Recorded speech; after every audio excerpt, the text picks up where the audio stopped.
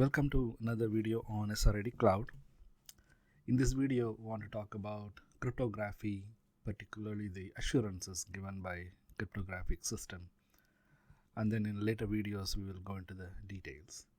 But in this video, I want to give you an overview of the various aspects of cryptography, along with a description of the assurances that they are supposed to be there. So let's get started.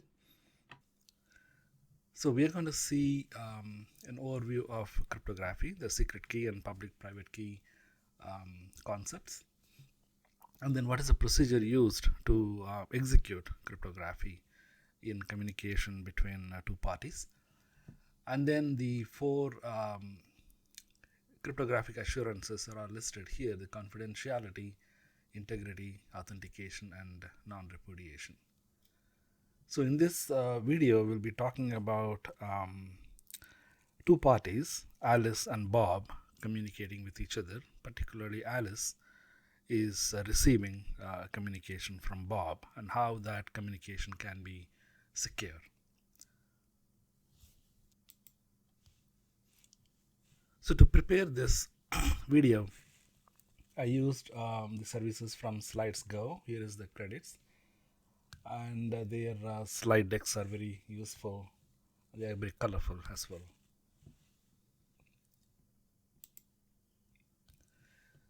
So let's take a high-level overview of the terms we are going to use in these videos. What Bob wants to communicate with Alice is called plain text, and it has to be encrypted, otherwise everyone will be able to understand and look at what Bob is telling Alice. So to do that, a secret key is used, and the secret keys can be one secret key used for both encryption and decryption purposes, or the magical public-private key.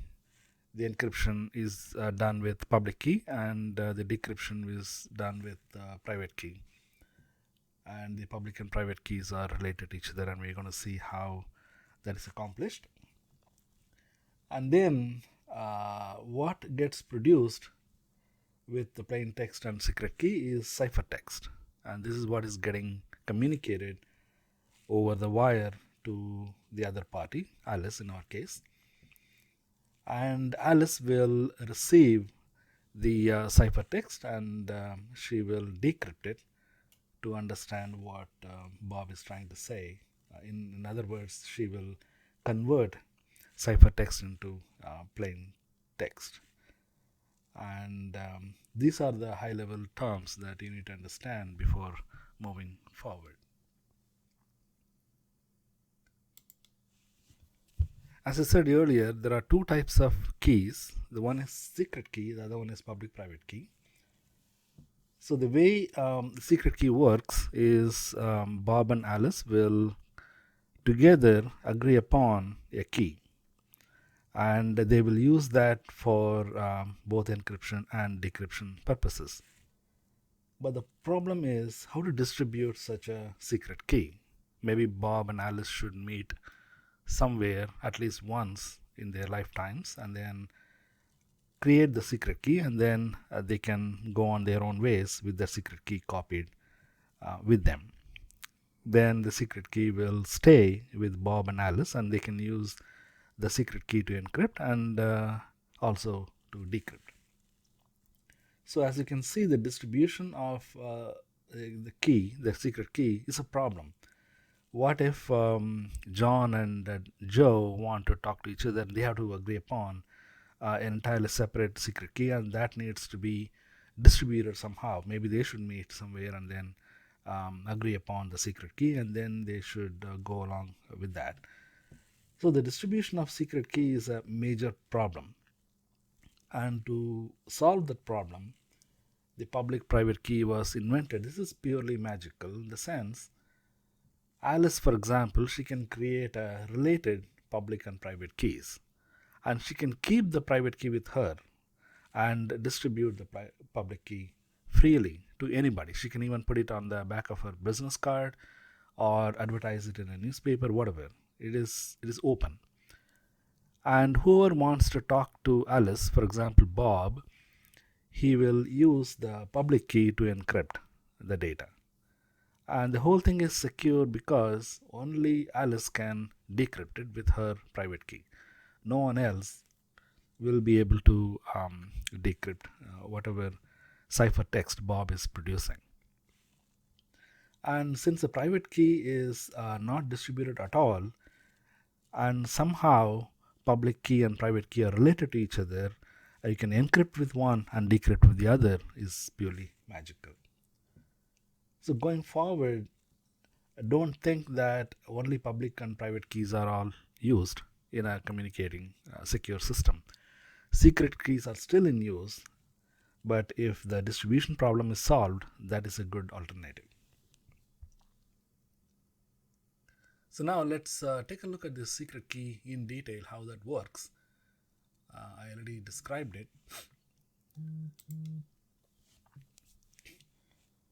So as we learned earlier, a shared key is created, and Bob has it, Alice also has it, and Bob encrypts the plain text with it and then sends it over to Alice as a ciphertext.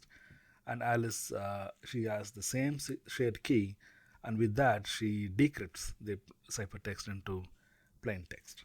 So this is very simple to understand. But now let us take a look at the public-private key, how that works.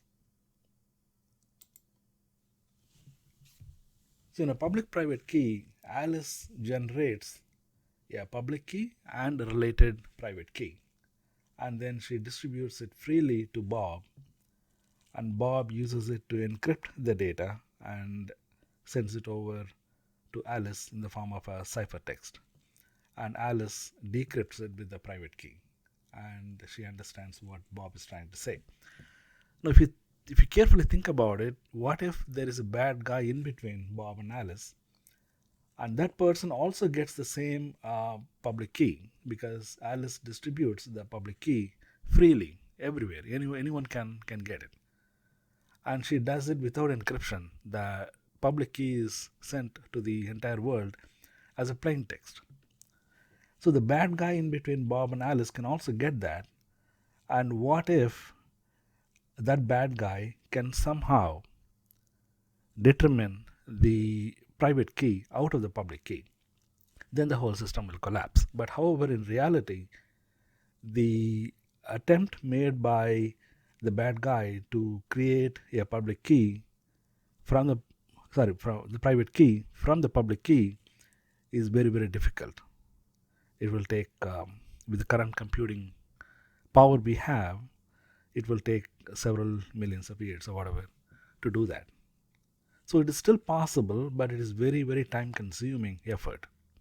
So by the time the bad guys can determine the private key out of the public key, Bob and Alice would have probably communicated enough and then would have even not exist at all.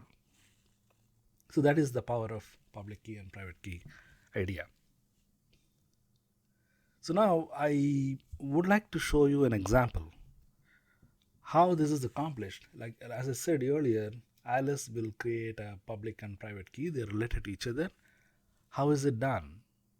And also, how is it possible for encryption to happen with one key and the decryption will happen with the other key? Let's take an example. So here is a detailed example. What you can do is pick two prime numbers, say P and Q, and in my case I picked 7 and 13, and then I multiply them to produce n. In this case it is 91. 7 times 13 is 91. And then I also create a product of P minus 1 and Q minus 1. So in this case it is 6 multiplied by 12, which is 72, and I would like to call it as Z. And then I need to pick a number E such that the E and Z have no other factors in between them other than 1. So for example 5, is what I've taken in this example. So between 5 and 72, there is no common factor.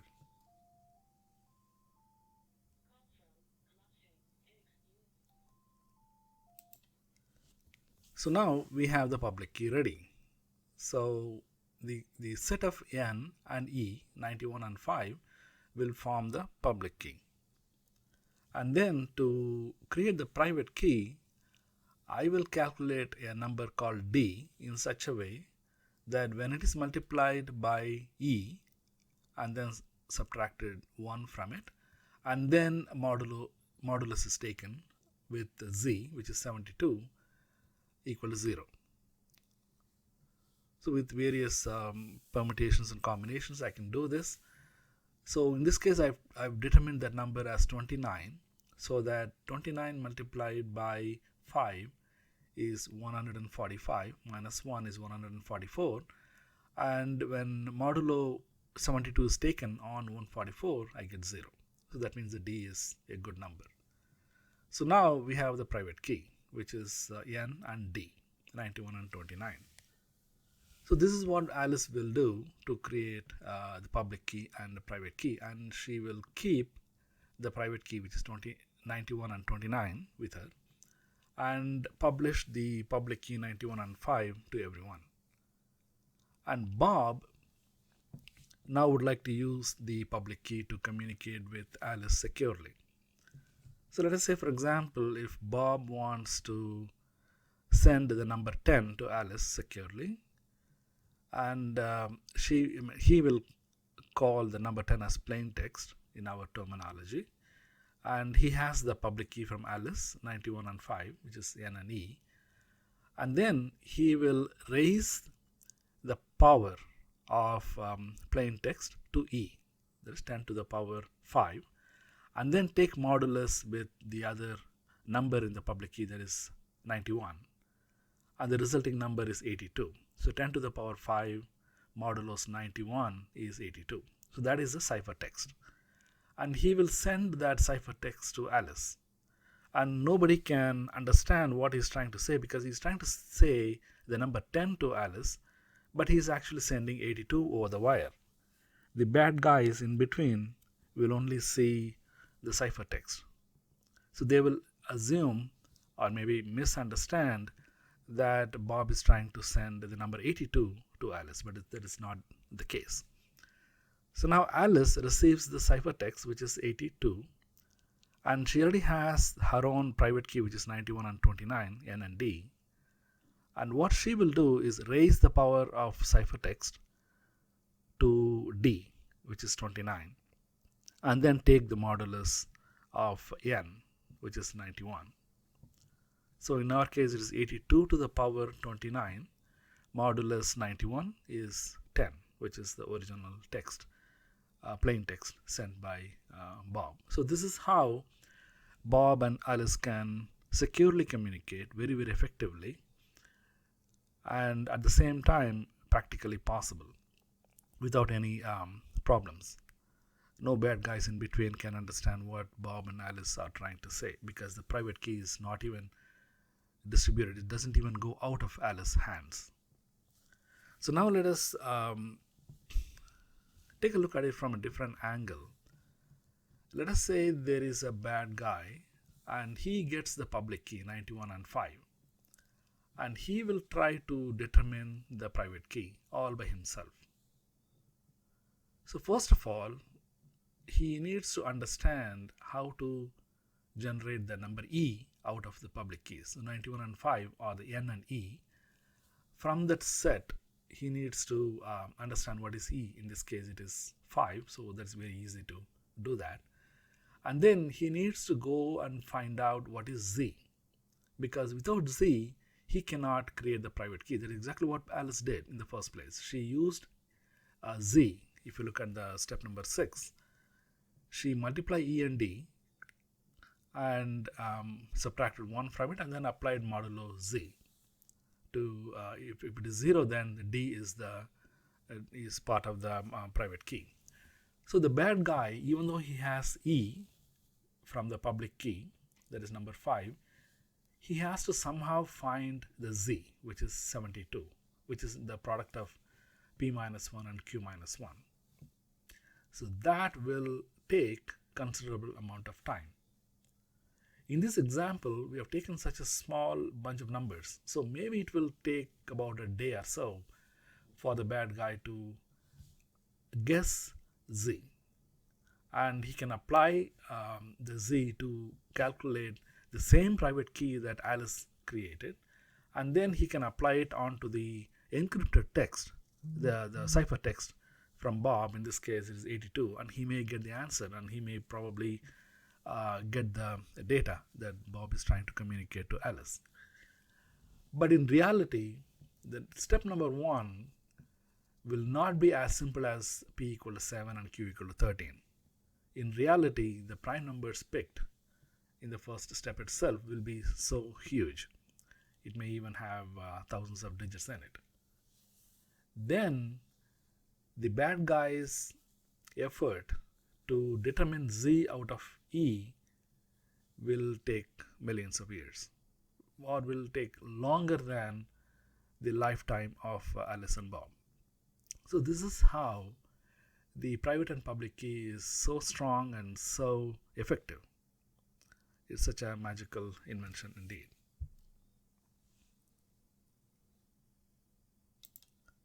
So now let us switch over to the core of this presentation, which is not much. In later presentations, I will go into the details, but I would like to give you an overview of 4 different assurances that a cryptographic system is supposed to produce. The first of them is confidentiality. So Bob and Alice, they communicate with each other. Only Bob and Alice should know what they are talking about.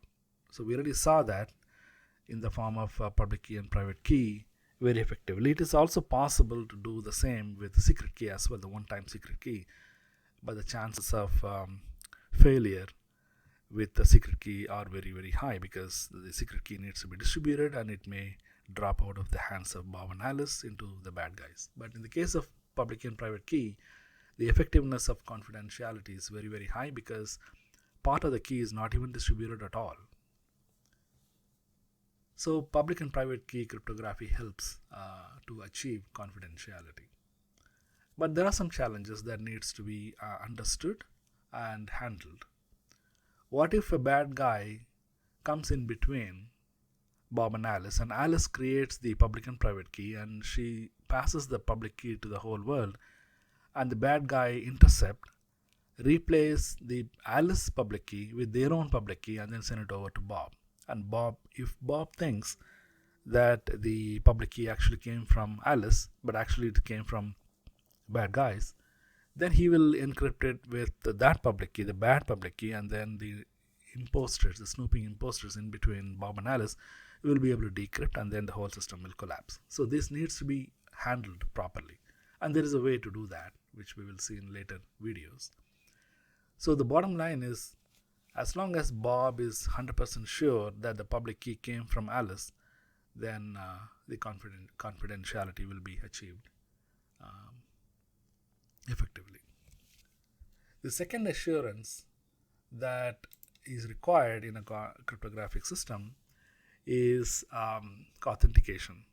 So Bob and Alice, they communicate with each other, but how to ensure that Bob is actually communicating with Alice and Alice is actually communicating with Bob? And private key and public key cryptography helps in this case as well, with the digital signatures and certificates and so on, which we will see in another video. And here the same challenge exists as well, the masquerading imposters in between Bob and Alice. So that needs to be understood and handled properly. The third type of assurance that a cryptographic system needs to implement is integrity. So Bob and Alice, they communicate with each other, and Bob creates a ciphertext with Alice's public key and sends the data to Alice, and Alice should receive it as is. The data should not get tampered in between. If the data is tampered in between, and if it is modified, then the whole system will collapse. And Alice will not be able to decrypt the data even though she has the private key with her. So once again, the public-private key cryptography with the digital signatures and certificates and the message digest, they help to achieve this assurance. And the same challenge exists in this case as well, so that needs to be handled appropriately. And finally, the last assurance is a novel one. So Bob and Alice, they communicate with each other, and they should not be able to refute the communication that took place between them. So for example, Alice, she owns a stock brokerage company, and Bob is one of the account holders, and Bob sends a message to Alice to buy a specific company's stock. Unfortunately, after that, the stock price goes down, and then Bob takes Alice to court saying he never asked Alice to buy their stock. But if the non-repudiation is properly implemented in a cryptographic system used by Bob and Alice, then Alice should be able to prove that Bob indeed communicated with her to ask her to buy a specific stock. So this is also achieved with the public-private key cryptography and with the digital signature and certificates. So these are the 4 assurances that needs to be implemented in a system for secure communication. That is what cryptography is all about.